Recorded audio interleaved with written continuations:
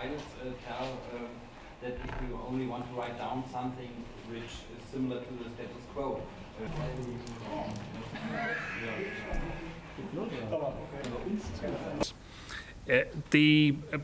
What became quite obvious to me over the last 3 to 4 weeks is that the story from the union side, or the narrative, was that they felt that they needed to have a strike. And as I was speaking to the pilots and the council, I was saying, well, why do you want to have a strike? And really the answer was, because we can have a strike. And it was to teach you a lesson. And when I was pointing out to them that the only people it was teaching a lesson to was our customers, they said, well, that's just the way it is.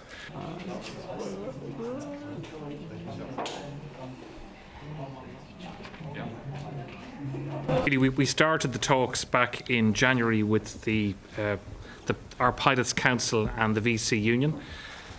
We proceeded then to give a 20% pay increase back in January, and that was effectively voted on by the pilots individually right across Germany. So we've already done a 20% pay increase this year.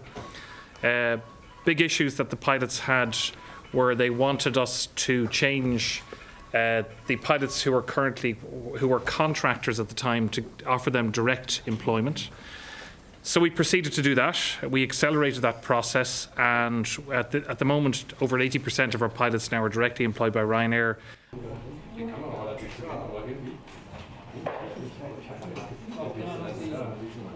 We had a meeting a couple of weeks ago. It was completely obvious to me as I walked in the door for the meeting that they were going to have a strike, this Friday. The only thing I was surprised that it isn't starting until 2 a.m. I thought it would be at midnight. So we had a good meeting. We got through a lot of stuff. So maybe it's just part of the way the world works, and it is.